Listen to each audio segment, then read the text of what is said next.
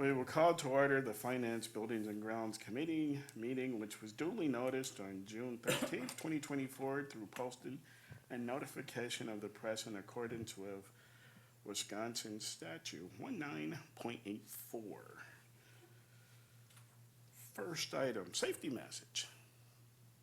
And this one will be focused on how can I prevent injury? Good point. Stay home. Every day, whether it is sunny or cloudy, summer or winter, your eyes and vision can be damaged by exposure to UV radiation. Make sure to look for a label, sticker, or tag indicating UV protection before purchasing a pair of sunglasses. And always buy from a trusted, reputable retailer who complies with frame and lenses safety criteria set by industry standards. So although these are prescription sunglasses, I made sure they had UV protection. As we think about that, and whether it is fortunate or unfortunate, I need to wear glasses for better vision, but 1 in 4 Americans rarely or never wear sunglasses, leaving their eyes at risk. 2 in 3 Americans leave eyes unguarded on cloudy or rainy days. 3 in 10 Americans don't protect their eyes in the winter when UV rays are still present. 40% of UV exposure occurs when we're not in direct sunlight.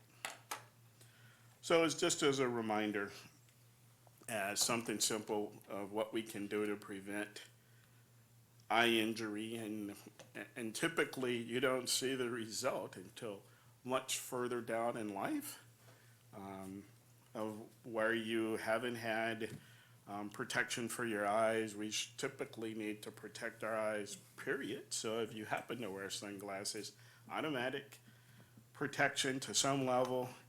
It's usually a sign of intelligence. I just had to throw that in there.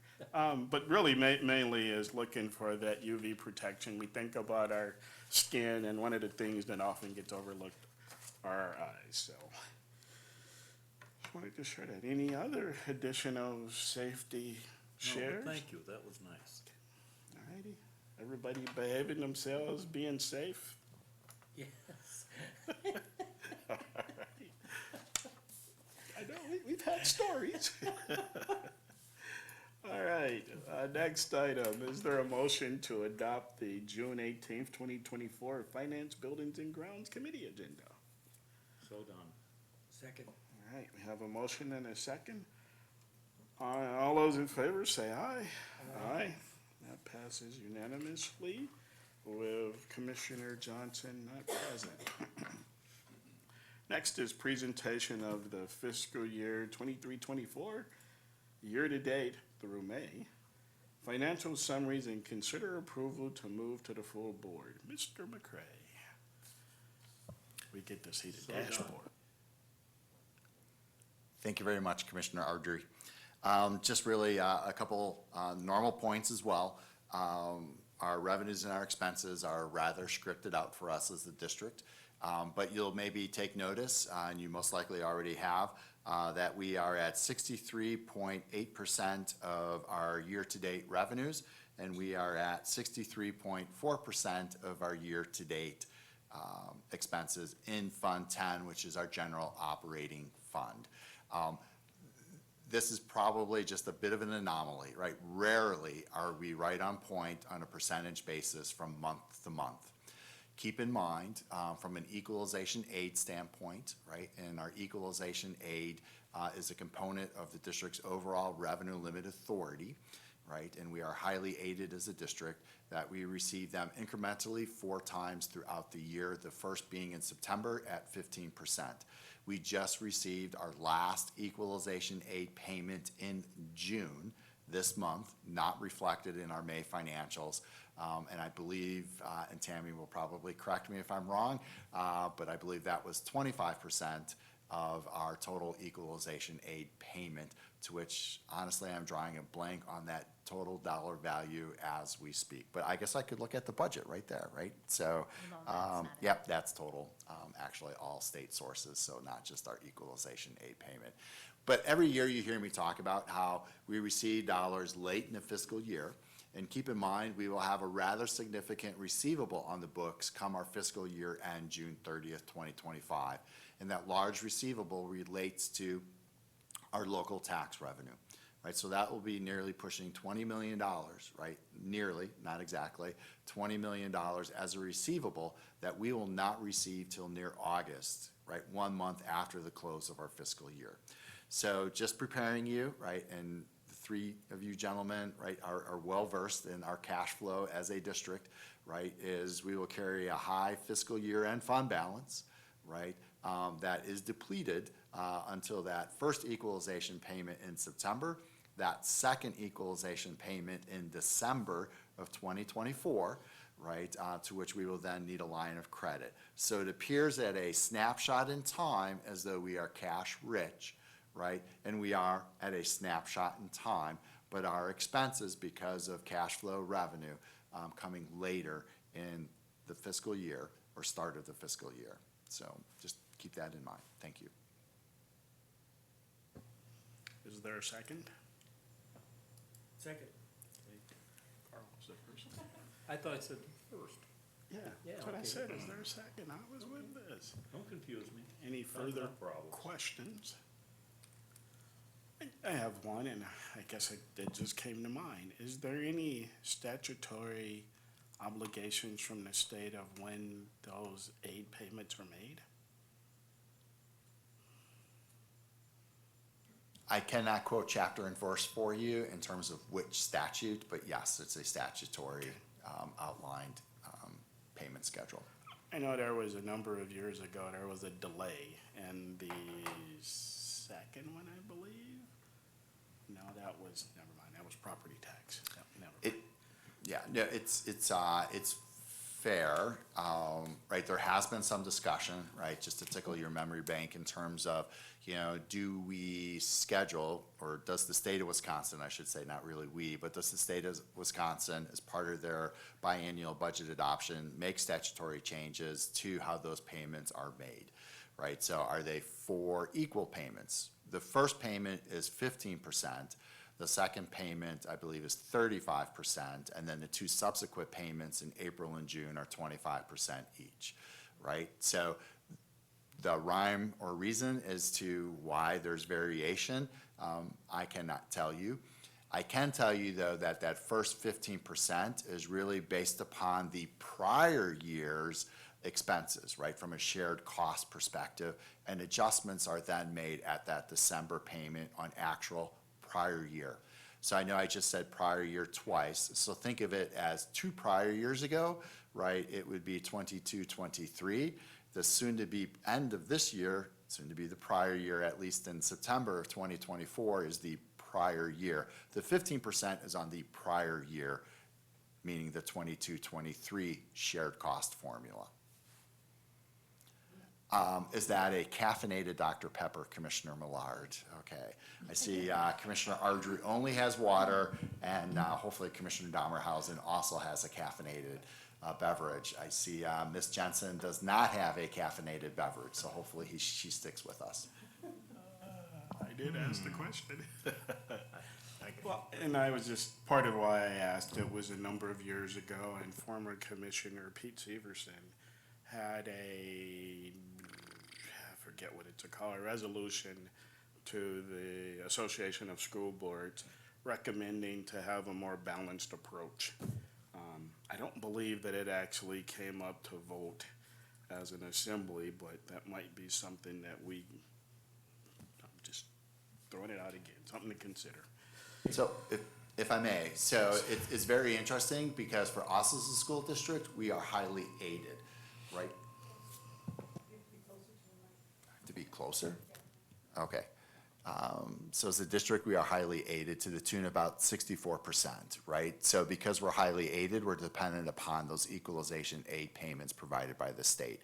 So in our case, right, an equal or variation of the current pay schedule may be beneficial to us, right? So the issue sometimes at the state is you have a district that is not highly aided, right, who then, it maybe doesn't matter to them, right? So. Being a former member of the State Policy and Resolutions Committee for several years, that was brought up regularly. How do we make it fairer? And that's probably what you're remembering a little bit, that they did come up and Pete did want to do it also, as such. But it tends to never get out of anything, anywhere. And I don't know why it can be put in as a resolution, but the resolution just stalls there in the book. And that, maybe it is a good idea to bring it up again. I haven't heard of it in the last few years. Yeah, right, Yeah, I think it's good. Further discussion?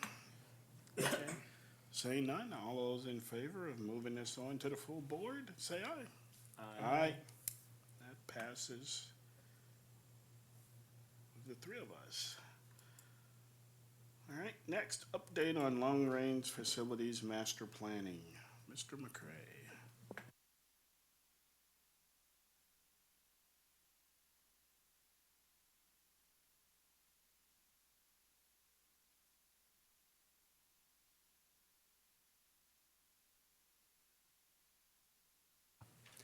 So thank you very much. Just a quick update, and certainly appreciate the committee's work throughout the long-range master facilities planning. I know Superintendent Holtzman will most likely providing a board update, and certainly this is going to be an agenda item this coming Tuesday. So I'm not here to really debut anything, but just to really kind of provide some context for where we're at and really the basis for the discussion next Tuesday.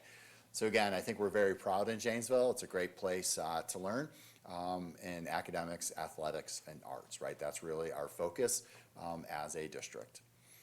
And certainly we want to, again, thank the over 3,200 survey respondents. I know this is a review for the committee, but perhaps someone new is tuning in, I should say, to the Finance, Buildings, and Grounds Committee. But again, we're very thankful for the feedback that was provided via the survey.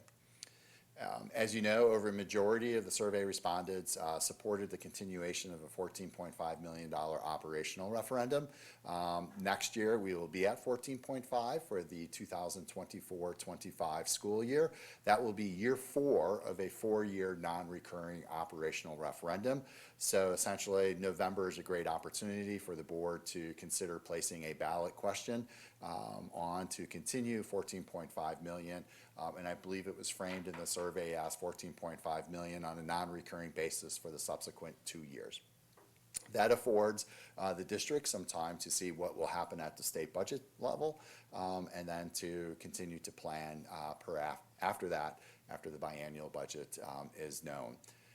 We also know some feedback that came back, right, was just under a majority supported the base plan of 169.5 million. Certainly some respondents supported more, some respondents supported less, so we didn't achieve that majority. I believe, and again, don't quote me on this, we were approximately 47.5% with an error margin of 1.75 plus or minus. Right, so that has really prompted, I believe, the board and an administration, right, to review and to, over the coming board meeting or two, share information for the board to make a decision in terms of whether or not to place a question on the ballot. There were also 3 additional survey questions, if you will, asked. One related to career and technical education, elementary classroom updates, and physical education and athletic options. Again, we appreciate the community's support. Probably, I shouldn't say probably, the number 1 response in terms of favor was the operational referendum. Second, I would say, was the $169.5 million question, right? And I think from a tax tolerance or levy tolerance, career, elementary, and physical education questions were supported, but not to the level that I believe the board will feel comfortable putting or wrapping in a question on an upcoming ballot in November 2024. just really wanted to take an opportunity, can't seem to speak today. The facilities maintenance aspect that we began with after the assessment was valued at $578.4 million.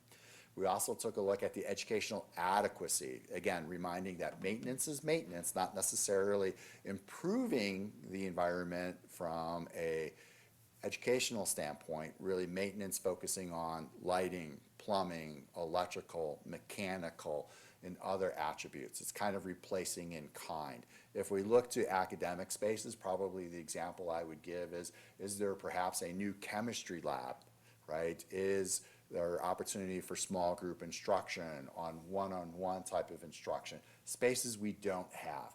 That's an example of the academic spaces or the educational adequacy, and the review of that again yield a potential investment of $341. We know as administrators, and certainly the board knows, is we're not going to ask nearly $1 billion question on a November 2024 ballot. We are taking a very long-range master planning perspective.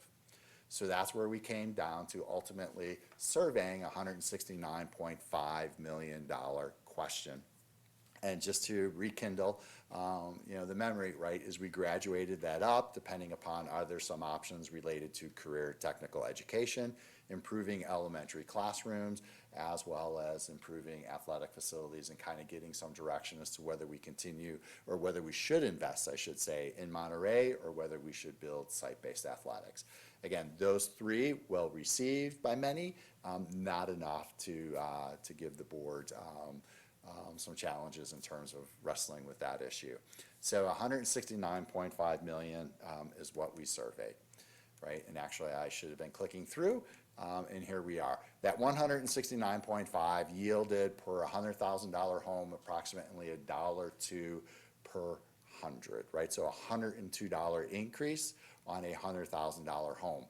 Now we understand there's not a $100,000 home probably worth purchasing in the city of Janesville or the School District of Janesville, right? The median value is most likely near $270,000, right? But the math is very simple to extrapolate. Well, 100,000 times $1.02 is going to be a $102 increase. If I own a $300,000 home, right, it's going to be $306, right? So, and that's net of a state aid contribution, by the way. So, any increases in referendum related to that, right, we would receive on those expenses a state aid payments. So. So 102. Yes, sir. That's based on what interest rate? Great question. Thank you. That is based on a 5.5% interest rate. So when we're modeling, right, similar to perhaps your own purchases, right, you're going to model a little bit higher, right, because there are fluctuations certainly between now and November, as well as if that were to pass at 169.5, what the final interest rate is when bonds are issued, or even a bond anticipation note. Just again, tickle the committee's memory banks here a little bit. In November 2020, when the question succeeded to issue $22.5 million in debt in November, I believe we settled on that financing in February of 2021, right? We did so under 1%, right? So it was like 90 plus basis points, so almost 9/10 was our interest rate. So we're probably not going to see 90 basis points should the community support a debt issuance and we seek to issue bonds, right? So we're therefore modeling 5.5. We work with Baird as a financial consultant, right? Interest rates now are probably hovering closer to 4.5%, right? But we're better to be high and come back low. Right. So the other thing to consider is we did ask Baird to say, okay, are you comfortable perhaps dialing that back, and what would that look like? So dialing it back 1/4 point, which is about as much as they would give us. So running scenarios at 5.25%, right, would really drop that $1.02 to approximately 97 cents. So just below that dollar mark. Administratively, we believe the challenge is not that you're presenting to us is not only take a look at the financing to see if there's a way to reduce the illustration of 169, 5.5, right, for $1.02, and that's what we did. So we came back at 5 1/4, and it drops it back to 97 cents, right? but we also know is the 169.5, right? And there are 9 commissioners, right? Some may want to say, let's go for 250. Others may say, well, it needs to be less than the 169.5, right? So we're working with our friends at Cullen and EUA, right, to see, okay, we're not, we can reduce, but what we're actually doing is deferring, right? And that's really kind of the gist of what I'm trying to go to in this presentation today. It doesn't go away. It's not, do you want Corian or do you want laminate, right? If you were picking out kitchen countertops, it's, do you want a kitchen countertop or do you want something else? Because the kitchen countertop, using that as an illustration, is not going away.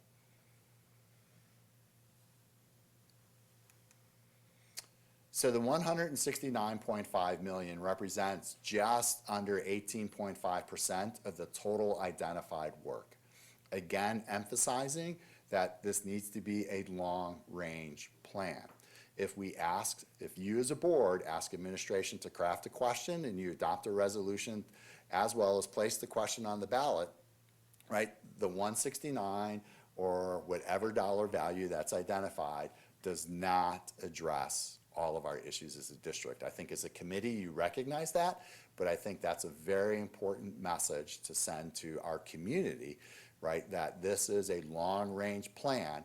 We are looking to address phase 1.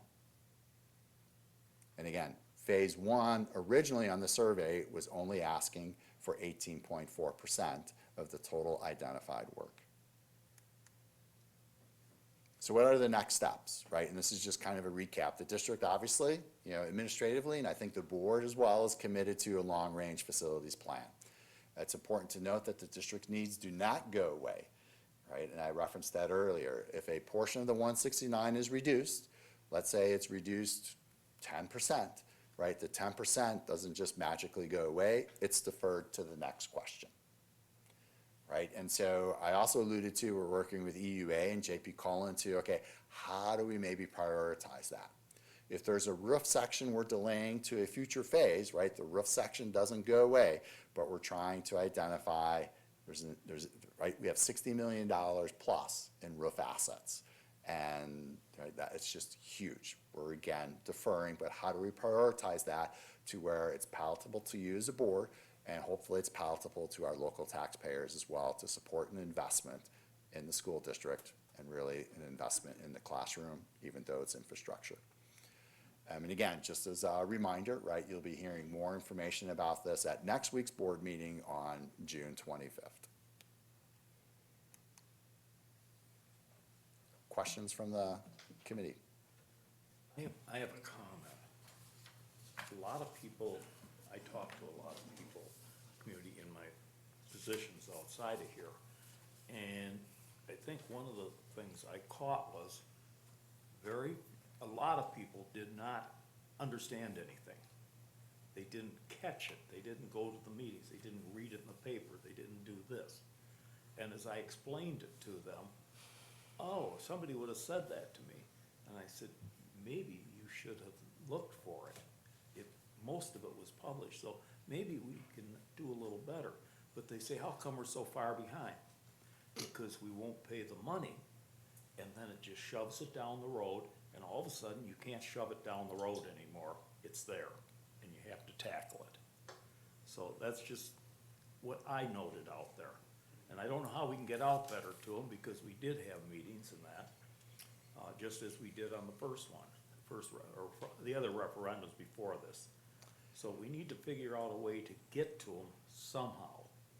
But I'm not sure we can. They don't buy the paper anymore, a lot of people. You know what I'm saying? They don't sit in and listen to the board meetings or the finance committee meetings or the other things out there. And somehow we have to make them aware that become part of this and understand it better. Right, so and one, as a commissioner, thank you for recognizing that. I think, you know, it's safe to say in any discipline, right, we will never ever score the communications touchdown, right? But we always need to continue to move forward. I think we're very fortunate to have Mr. Gasper, right, and his team work on communication, whether that's social media, whether it's news releases to the Janesville Gazette or WCLO, right? We're relying, and I know that effort is being made. You know, we will be most likely, like, continue to use our newsletter, right? That was a new tool that debuted this year, right, to push that messaging out. Right, and the communication is also, I would contend, very interesting in terms of you want to talk about your needs, you want to share those needs and how we arrived at the findings we did, right? You do that survey, and again, there are 9 people here, right? Not here presently, but like 9 people on the board, right, who need to be the most informed individuals within the community in order to place a question on the ballot, right? So winning your 9 minds, right, is crucial, right? But then after that resolution is made, right, so I applaud Superintendent Holtzman's leadership in terms of hopefully, right, there's some decision at that second board meeting in July, right? Because again, there's 75 days notice, we're beating that, right? But then not only have we been communicating, right, is we will turn that natural gas up, so to speak, in terms of even more communication, right? Keep in mind, school districts do fairly well in fall gubernatorial and presidential elections. They do well in the spring, right? But chances are better when you go in the fall. And we will be, right, not only with the senatorial race, right, congressional races, right, the folks in direct mail do really well, right? And so we'll be part of that. We'll have community meetings, opportunities to speak to perhaps Rotary or Forward Janesville or Lions or any other entity. Our Labor Council, right? So they've been very supportive, right, of the work we're hoping to do within the community. So relying upon those partners is going to be crucial for us. We're not going to score the touchdown, but I know it won't be for the lack of effort out of Mr. Gasper's office or administratively, and hopefully informing as board members to your constituencies. Thank you.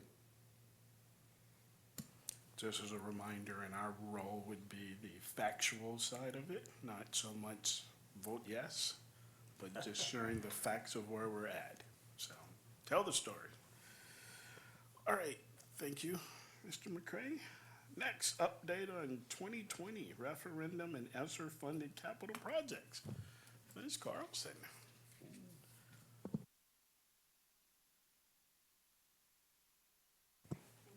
Sure. Hi, everybody. In your packets, there is a memo that includes an ESSER update, and then we have this PowerPoint presentation here. As a reminder, we lump multiple projects together as one.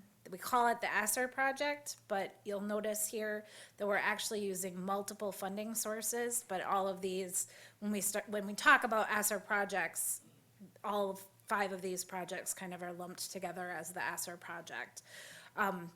But as you can see from this slide, we have multiple funding sources. Our long-term capital improvement trust fund is our Fund 46, where we set aside money and had to wait 5 years and then can start taking money from that to do some of our long-term planning, maintenance and upgrades. And to kind of piggyback off of what Dan had been mentioning, we are trying to do some of those pieces outside using funding sources, and we're using multiple funding sources so that we can more efficiently handle these projects, because we already have the construction team working on things, and that way we can get a greater efficiencies by doing things with multiple funding sources together. And then you'll notice Franklin Middle School, we have a plethora of sources that we use to help fund the indoor air quality improvements, window replacement, and roof section replacement at Franklin Middle School. We used both ESSER 2 and 3 funding for this, some Fund 10, our regular maintenance budget, Fund 46, our long-term capital improvement trust fund, and then Fund 49, which is some of that referendum money, the last facilities referendum that we're finishing up for appropriate sources that were allowed to be used for that. And then both Craig and Parker High School, we're doing those greenhouse replacements and bathroom additions. And ESSER 3 is being used for the greenhouse replacement because it was an allowable cost under that social distancing piece of the facilities upgrades using the ESSER funding. And then Fund 46 is being utilized for the bathroom addition pieces of that. And then the Fund 46 is also being used for any of the greenhouse replacement costs that went above what we had in our original budget. It was asked of us, focus on energy. I'm not sure how much you're familiar with that, but there's an incentive program where if you do upgrades to your facilities, certain pieces of equipment that provide energy efficiencies, you can get a rebate or basically a rebate from the government for that. We are currently in the process of researching whether or not we would be able to do that because we are using federal grant funding for this. And some of the pieces with the timing and the claiming and whether or not this is considered an allowable opportunity if you're using federal grant funding. So we are still working with the Department of Public Instruction and the federal government to determine if that is an allowable cost or not. We've been told by the Focus on Energy people that yes, it is, but we want to get that confirmation before we move forward with anything. And then just a reminder that these are our partners. JP Cullen is our construction management company, and EUA is our architectural and engineering design services. You'll notice if you drive around some of our construction sites, their signs are very prevalent out there. We do also have some signs out there with QR codes that do go to our wonderful website that Patrick and Angie have kept up to date for us. And as we get more information, we're gonna start posting some pictures with some captions since our website is ADA compliant, so that way we can make sure that people, regardless of what their needs are, can find out what's going on with these projects. And so we do have QR codes at our sites that people can just scan and be able to go right to our website.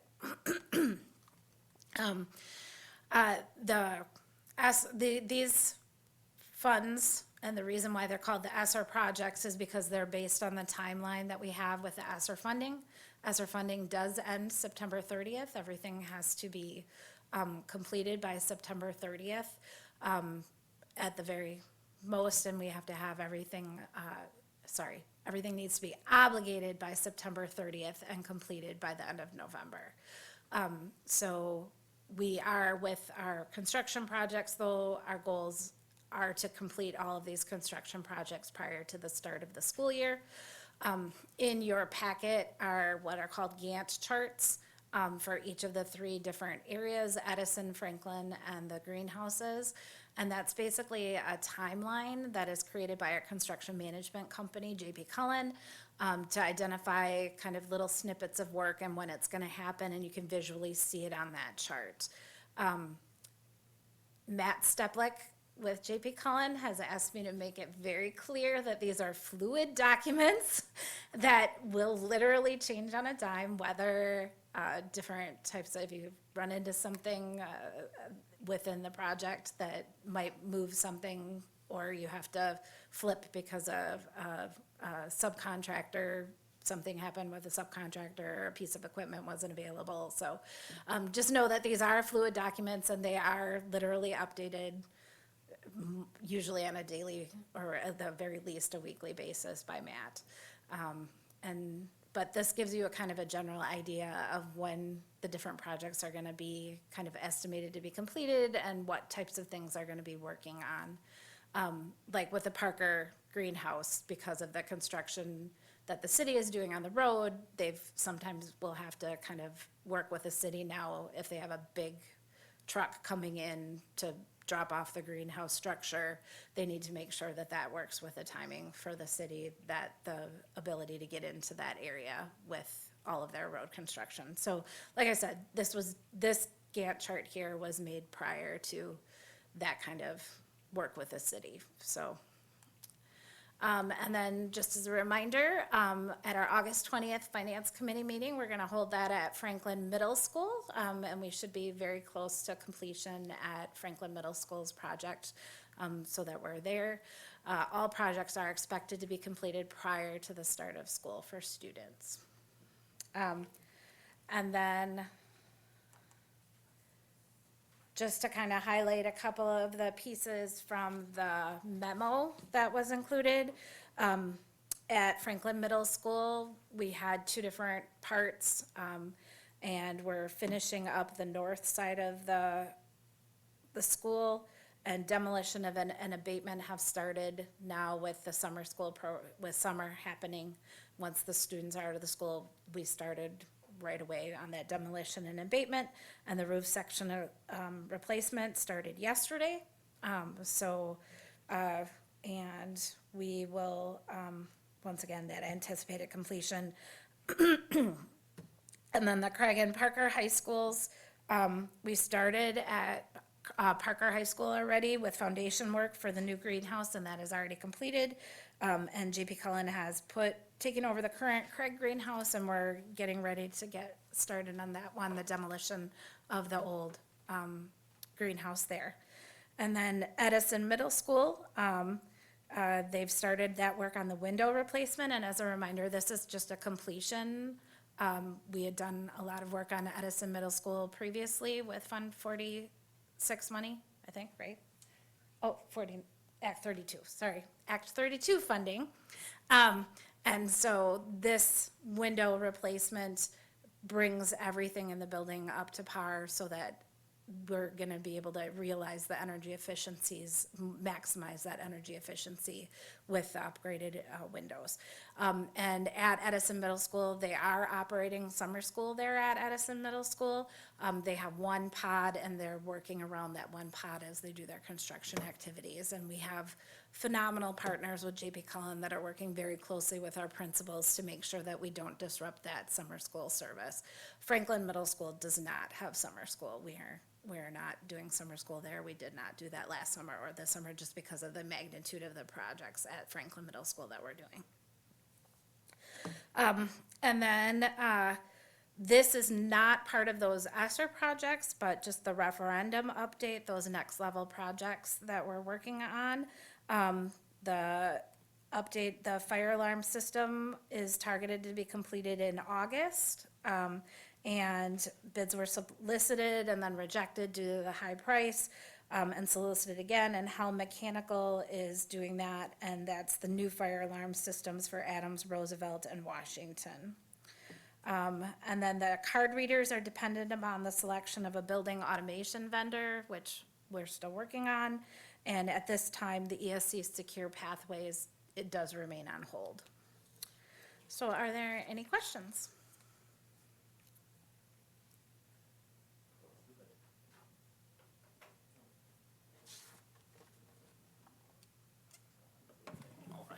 Guys are gonna force me to ask questions then. Just out of curiosity, the referendum dollars, I know that you mentioned them used here, and maybe this is a question more for Dan.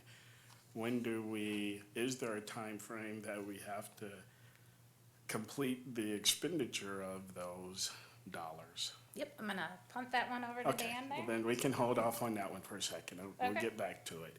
So then with the ESSER dollars, is there any significant risk of us not completing anything by the time frame? So because we are using both ESSER funding and Fund 46 funding, we anticipate that we will move anything that we don't think will be completed by that September 1st date into the Fund 46 portion of the project, and we were aware that there might be some supply chain issues or things that might affect the process. So we made sure that we followed all of the ESSER requirements, such as Davis-Bacon reporting and things like that for all portions of the project, so that if we did need to move funding sources for something, that we would still be in compliance with the legal requirements of the grant. Okay, perfect. Alrighty, Yeah. thank you. Yeah.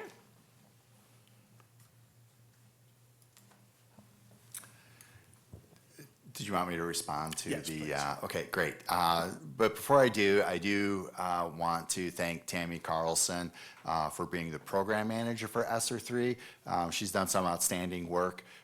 It's other duties is assigned for Tammy, and she's embraced that. Keep in mind, Tammy's full-time job is the fiscal analyst grants manager, while ESSER 3 is a grant, right? Tammy has had her fingers in every element of grant, ESSER 1, ESSER 2, ESSER 3, as well as the gear, right?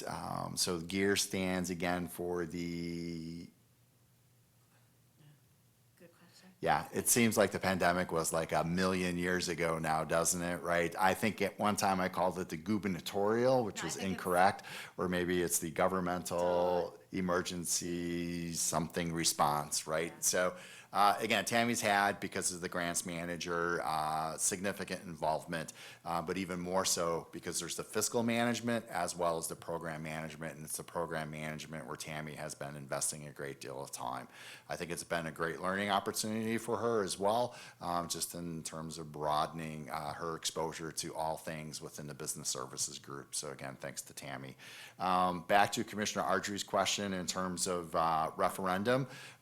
There is no necessarily statutory due date. However, we do have to be very careful with arbitrage being an issue. So really earning more money than we should be earning on those funds which remain in the district's account, so to do projects. I was hoping to have all of our referendum dollars finished this fiscal year, June 30th, 2024. We will most likely not accomplish that, and most likely probably go beyond fiscal year June 30th, 2025. But not much more into that fiscal year. Keep in mind, summers are a great time to do work throughout the district, right? So when I talk about summer 2025, that could go into certainly July, August, and maybe even September of the 25-26 fiscal year. So the reason why I ask, and this is more so for my fellow commissioners and not to, I'll just say poison the message. But when we think about managing the long range and that piece, and we think about adjusting how the question reads, well, there may be some time to how we ask for the dollars. Maybe it's in a couple of steps, just because it takes time to get the work done. But that's just Commissioner Ardrey's thoughts out of his brain coming out, and I'm sorry, administration, if that catches you off guard a bit. Does that mean we could have penalties from the state level on not using all our money? So we will use all of our money. Keep in mind, right, we are able to earn interest on proceeds, right? So it wouldn't be a state penalty, right? It would be an Internal Revenue Service penalty, right? So we just need to be very cognizant of that, right? Of incurring. So it wouldn't be out of the 22.5. If a penalty were to be incurred, it would be on the interest earned. Understood. But how does that affect, they fine us? We get a letter and we get an invoice.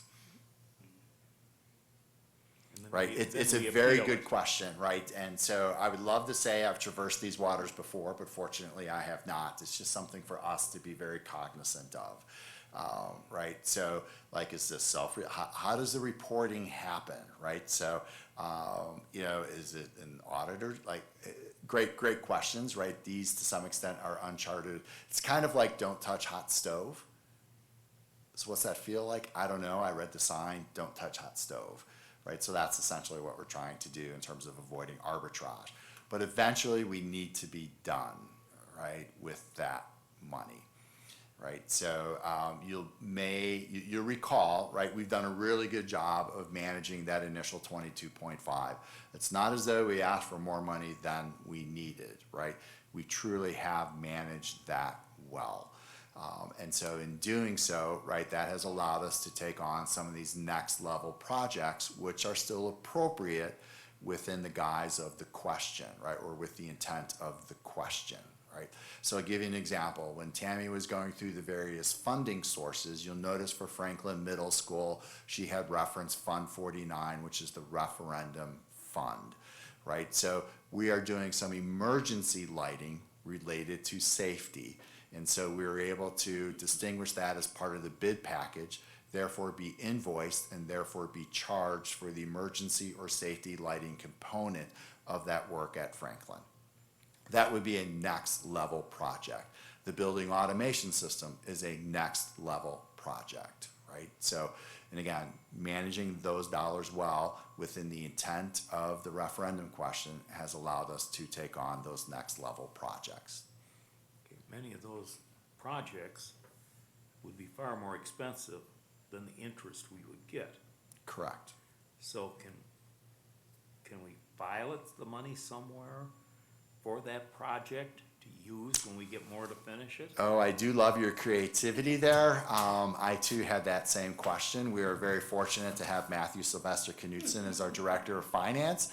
Matt, as you may recall, is also a certified public accountant. So while I may have an idea, or Tammy has an idea, or even sometimes Matt has his own ideas, right? It's good we vet these ideas with one another before actually committing to an idea. So I appreciate the creativity, but none of us look good in orange.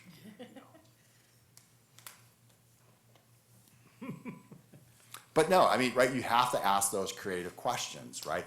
Is there some way we can put dollars into escrow, right? That was my question, right? But then you get into the accounting in terms of when you are actually incurring the expense. Can you do a prepaid? And again, right, you have an idea, right? You got to kind of pull out the debit and credit and see when the auditor is necessarily going to apply those expenses and whether or not they truly qualify, right? So creativity is good, but we need to vet that creativity. And I'm sharing that. I had that very same question, Commissioner Dahmerhausen. It's an obvious. You got to ask questions. Yes, I agree. Thank you so much. Thank you. Thanks, Greg. Yeah, well, we can't ask for 22 million and spend 35, so that doesn't seem Free quite right. popsicles. Yeah, that gets a lot of free things that we don't Jail necessarily. time, All righty, thank you, Mr. McCray. And Ms. Carlson, outstanding work as usual. Next, update on 24-25 budget development. So this will be very quick, just to let you know that we will not have a finance committee meeting before the July 9th monthly board meeting, right? So typically we would have one meeting in July. I believe the schedule has been adjusted to reflect 2 meetings in July. Similar to last year, is we will provide a very high level dollar value for a preliminary budget approval. You could perhaps think about it, and maybe Commissioner Ardrey would think otherwise, as kind of a continuing resolution, so to speak, right? But we'll do a high-level budget, to which then there are still very many unknowns, such as third Friday count, final equalization aid, property values, items such as that, many of the components of school finance, until October. But at the July 9th board meeting, you will have a very high-level budget to approve. Okay. Wonder if we did a survey, could we get down to inside of 1% of what the budget would actually be, and then we just stuck with that?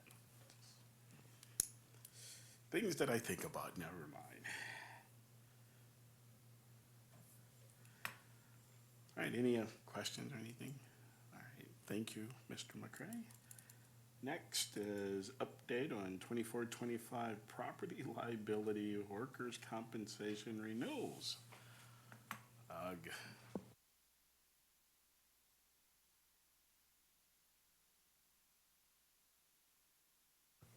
Thank you very much, Commissioner Ardrey. Included in your packet are two documents. One is a summation of all the different lines we carry as a district. You will have the 23-24 rates as compared to the projected rates for 24-25. You'll also receive a correspondence, or also in your packets is correspondence that I received from Arlene Peterson. Arlene Peterson is the owner of T.E. Brennan. They are the district's, if you will, consultant when it comes to property liability and workers' compensation. It's been a vendor, a partner that the district has worked with for a number of years. And so we really appreciate Arlene's perspective. She, when we go out to bid, is ensuring that those who are responding to bids or to the marketplace are apples to apples, oranges to oranges, pears to pears, right? So everything is equal so that we're capturing that. When I worked in a smaller district, we didn't engage the services such as T.E. Brennan, but here in this large district, right, it's very prudent that we do so. Couple things that jump off the page right away is we have seen a significant increase in our property insurance, and we are seeing an increase in our workers' compensation as well as a reduced dividend. Last year's dividend on workers' compensation was 40% of premium. This year it's projected to be 20% of premium. However, there is an opportunity to increase that depending upon our loss ratio. Right, so for a majority of our lines, we work with Tricor, and EMC is our dominant carrier, insurer, I should say, and then on our workers' compensation and foreign travel, we work with Gallagher. There's been fluctuations between those two vendors, similar to having a dual choice health insurance provider, right? So we just really want the best rates as possible when we go to the marketplace. I believe in our budget assumptions, right? I should have looked this up before saying it, as we anticipated an increase in property insurance. We did not anticipate a nearly $150,000 increase in property insurance. Keep in mind, right, we work with national carriers that cover more than just school districts, right? So if they're covering housing in Florida as well as schools in Wisconsin, they are one entity. And that's just an example, right? It's not necessarily for sure what's happening, other than I know they insure more than just schools. There have been changes, and just to highlight a few as noted in the letter, right, is the values of our property that's being insured have been increased.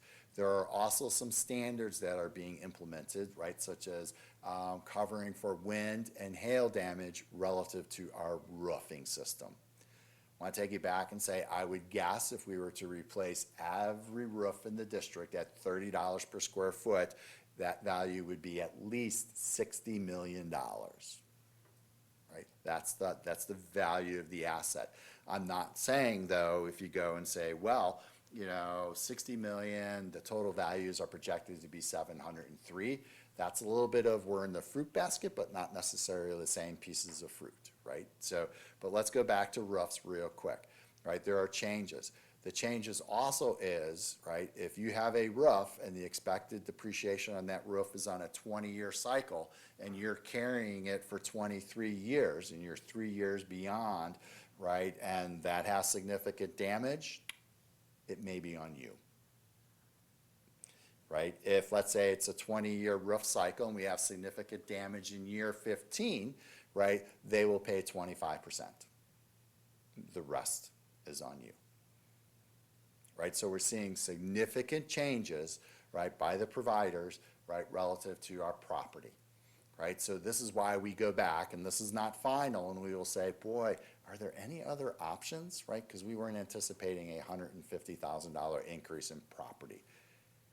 Every year that I've been here, every year working with Arlene Peterson, she goes, you're going to see an increase in property, and more often we're not, or it's minimal. Or you're going to see an increase in property, and we haven't, right? So I think I put 50,000 this year in property, right, and it's 150,000, so we have to find $100,000. Right, to cover that, unless there are changes made in the carrier, or we can negotiate a little bit better on the premium. It's not gonna go back significantly, right, to $313,000. Right, but is there some movement for us to capture? We're gonna do our due diligence and hopefully capture that movement. Shifting to workers' compensation, right, we touched on that as well, right, is going from a 40% dividend to a 20% dividend with the $50,000 or thereabouts increase, right? So this is where sometimes we look at things fiscally, right, but we work very closely with Jamie Brown, our manager of employee benefits and wellness, right? So she's the case manager internally for any type of workers' compensation claims the district incurs, right? So we want a really good working relationship, right? We're not just always chasing a dime, right? But yet, when we're starting to look at dollars such as this, we have to see what our options are, because it's a significant increase. All told, between property and workers' compensation, that's an additional $290,000. Okay, assuming I budgeted a $50,000 increase, right, we got 240, right, that we have to find. Right, and sometimes what drives it is our marketplace. Our mod has moved from a 0.8 to a 0.99. 1 is average, so we've seen an increase.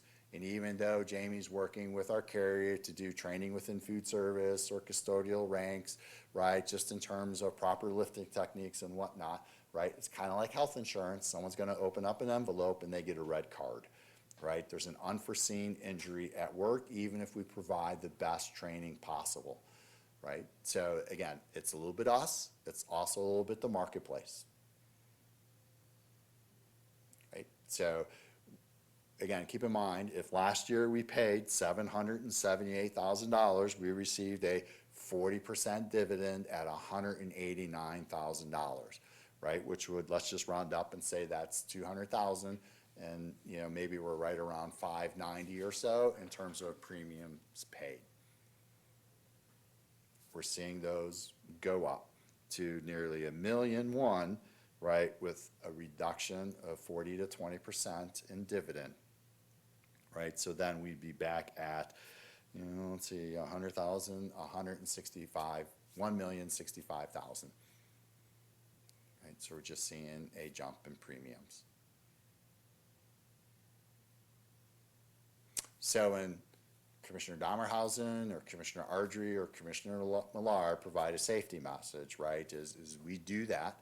We need to always do better, right? Our claims are not skyrocketing, but we do have claims.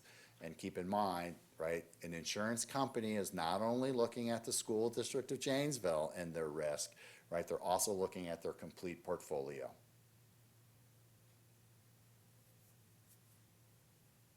We will, sorry, just to recap, kind of put a stamp on it before we mail it out, right, is we're working with Tricor, with Gallagher, to see is there not any movement or is there another provider. We're probably not, again, going to close that gap in its entirety, but that is our due diligence.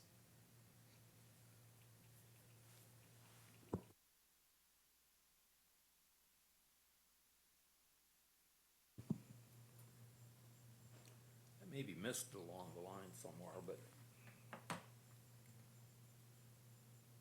is our Fund 10 our reserve fund? Let's say we have a tornado goes through, wipes out a school.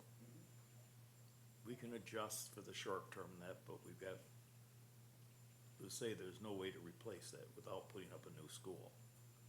That's a lot of money. So do we have any kind of reserves or anything to handle that?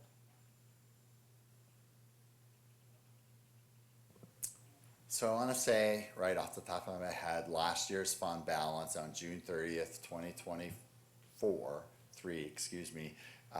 was $28 million. A new elementary school, brand new, is going to cost more than $28 million, right? So that's where insurance will kick in, right, and pay essentially for that. How much are they going to pay? Rough idea, that's all. I mean, Right, so if you're going back to our, what percentage of the roof are they going to pay, right, we would have to wait to see what the adjuster would have to say, right, when we file that claim, because again, you know, we most likely are protected in terms of increased cost to transport students to another location. Are there mobile classrooms that we can provide until that school building is rebuilt, whether it's 100% loss or 20% loss, right? But I'll go back and say, if the roof at Marshall, right, if I understand this correctly, let's just say winds came through and reduced the roof at Marshall to nothing, right? And they'd said, well, that's a 20-year life cycle on that roof, right? Maybe it's a 25-year life cycle, maybe it's a 30-year life cycle, and we're year 22, 27, or 32, they would most likely say, good luck. Okay, and I guess I'm kind of looking at emergencies today because of the amount of Right. damage done. So then we'd have to go back to fund balance and say, okay, we need $3 million for Marshall, right? And so we're gonna tap our fund balance. By putting that pressure on our fund balance, right, that's gonna extend, the need for a line of credit more than what we tap a line of credit for. Keep in mind, we probably tap a line of credit in November, right, for that first December payroll, right? And because of how taxes are collected and processed, we never had to worry about January and February. Now there's a delay in that process, right? So we've tapped a line of credit most likely for late January, early February to meet cash flow needs. It would extend those periods of time where we would need a line of credit. So we have means to do it, it's just, it depends on timing, situation, needs, and all that. Sure, on June 30th, we would.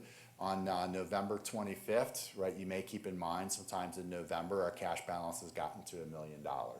So if the tornado comes through, right, we would probably have to borrow, right, wait for cash to come in, right, to then, you know, Okay. meet that borrowing limit. But we could adjust to it. We would have to. We could, it's just, I think, you know, just so I'm clear, and I wanna be sure I'm understanding, is we don't have $28 million in the bank 365 days a year. Understood. So there are low points in cash. So the scenario you're playing out, sure, it just depends. Now, you're not gonna rebuild it overnight, so you're gonna cross those thresholds with time going through. Right, we can, and just in case anyone's on, you know, watching on YouTube here, is, you know, our insurance carrier is a good partner, right? But yet, they're also looking to protect their losses. If you've not maintained an asset, I'm sure the insurance company is wondering, why would we insure it to its full replacement value? Good point. Thank you. I just looking at some kind of answers there. If someone asked me, and it's very possible, I can say we can do it, but it's gonna take some tight walking to get there. You comfortable with that? I'll refer them to you. I'm sorry, I'm hanging on the words tight walking, right? So here's what I know is regardless of what happens to our building, and let's hope a disaster never occurs, right? Is we will do our best to continue to provide instruction to our students. I'm sure we can adjust to that part of it. It's building.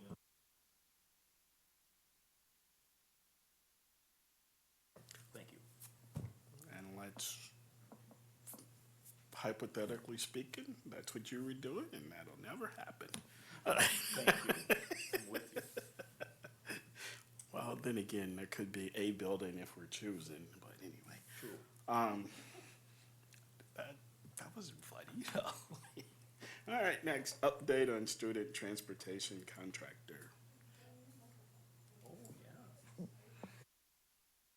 Denise is very good keeping me on task here. So just real quick, right? I'm sure everyone's aware, right, of the bankruptcy filing by Coach USA. A shout out to Al Fugate, who called me before that news broke and wanted to reassure me that all will most likely be well in the city of Janesville and for local Van Gelder operations. Right, so I think there's lots of rumors out there. You know, what will happen to the yellow buses? Will there be yellow buses in September? Right? keep in mind, Coach USA is a national brand, right? And I'll say some locations perhaps are doing well, and other locations not so well, which have an impact on the overall health of Coach USA. So you may have also read, right, that components of Coach USA will be divided up and sold to suitors. And there's a leading suitor, right, for Van Gelder operations here, right? Because of course I asked a question, thanks Al, will we have yellow buses in September?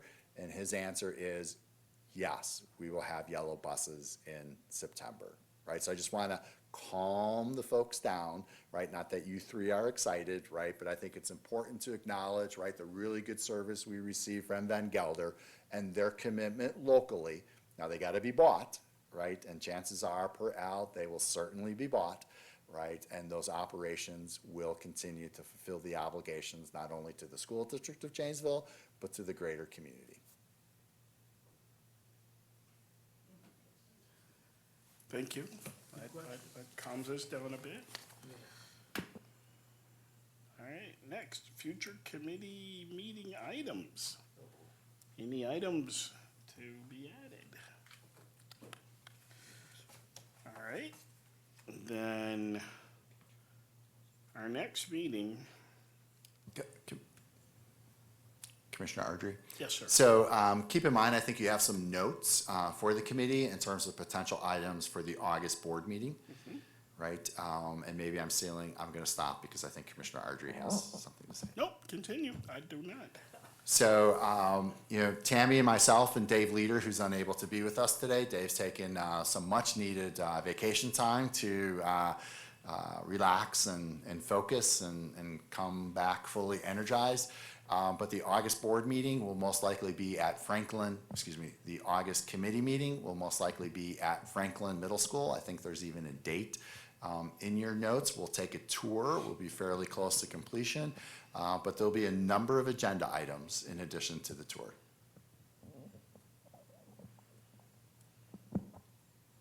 Okay. So I guess by stating that we will not have a committee meeting in July. Is that what I hear? I serve at the pleasure of the committee. If you would like a committee meeting in July, I will be more than happy to work with Ms. Jensen to schedule a committee meeting so long as the 4 committee members promise they'll be here. July 2nd, we could approve a preliminary budget. So in anticipation of my vacation time, some time for Mr. Leader and Ms. Carlson and others, right? We're punting on July and hoping the committee would be amenable to that for an August meeting. Yeah, since we added a second board meeting in July, that kind of ate up our opportunity, so. So our next meeting would be August 20th. Unless called before that. Now, what date's your vacation? Okay, so August 20th at Franklin, and we will, time to be determined. So I think,